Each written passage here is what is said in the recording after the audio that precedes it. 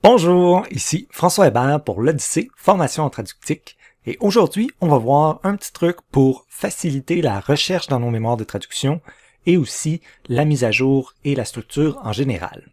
Alors ici je suis dans SDL Trado Studio et je peux ouvrir une mémoire, donc je suis dans l'onglet Mémoire de traduction. Alors j'ai une petite mémoire texte ici avec quelques segments et aujourd'hui on va voir comment ajouter des champs personnalisés.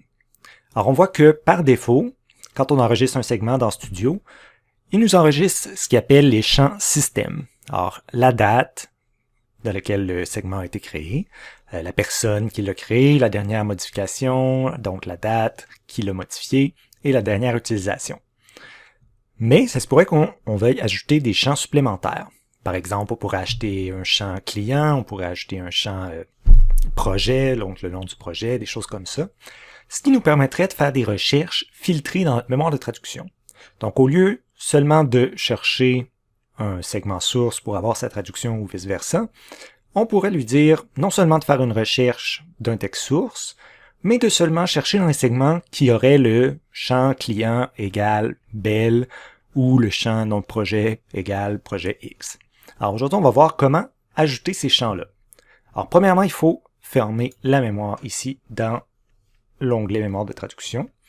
On va aller dans paramètres du projet. Alors cette mémoire-là est dans mon projet actuel. On la sélectionne, on va dans paramètres, dans champs et paramètres, et c'est ici qu'on peut ajouter les champs personnalisés. Donc je pourrais ajouter mon champ client. Il faut ensuite lui indiquer le type. Alors est-ce que c'est un champ nombre, date, liste ou texte? Ici c'est un champ texte. On l'ajoute. Et on pourrait aussi ajouter un champ nom de projet, qui va être aussi un champ texte. Et on clique OK. Alors maintenant, la mémoire a ajouté ces champs-là. Et d'ailleurs, on le voit si on ouvre notre mémoire, encore une fois, dans notre onglet mémoire de traduction, on voit que pour chaque segment, maintenant on a deux champs personnalisés, donc client et nom du projet. Donc par exemple, le nom du client, ça pourrait être Belle. Et le nom de projet, ça pourrait être projet juillet, par exemple. Et on voit ici que ça a été ajouté.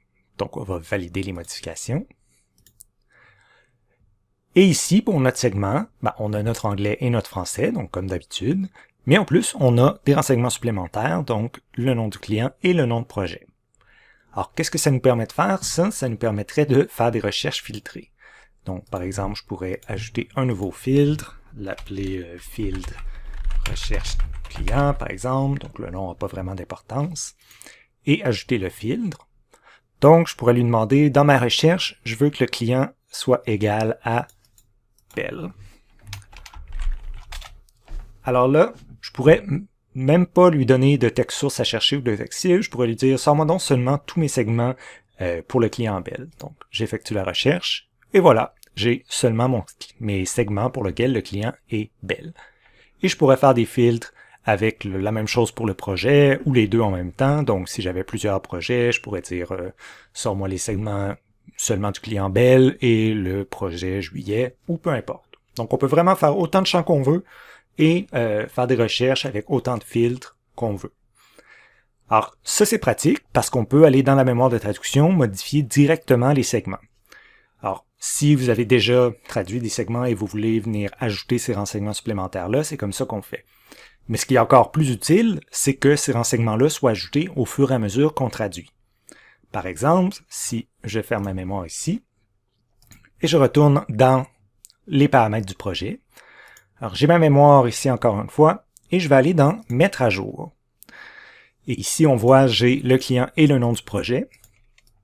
Donc, par exemple, je pourrais mettre « Belle » ici dans « Mettre à jour » et « Projet juillet » dans « Nom de projet ». Et ça, ce que ça va faire, c'est qu'à chaque fois que je vais confirmer un segment dans ma traduction, ces champs-là vont automatiquement être ajoutés. Alors ça, c'est vraiment pratique parce que j'ai juste besoin de le spécifier une fois, donc mettons, pour aujourd'hui, je dis « OK, mettre à jour, je vais travailler sur le projet juillet pour mon client Belle. » Alors, je viens entrer ça ici, et je clique OK, et chaque segment va avoir ces renseignements-là. Et demain, si je travaille pour un autre client, pour un autre projet, j'aurais juste à venir changer les renseignements ici. Alors, si on regarde maintenant dans une traduction, qu'est-ce que ça donne? Par exemple, je pourrais mettre traduction test. Je confirme le segment et on peut aller voir qu'est-ce que ça donne dans notre mémoire. Et on voit ici, traduction test, qui a déjà le client et le nom de projet.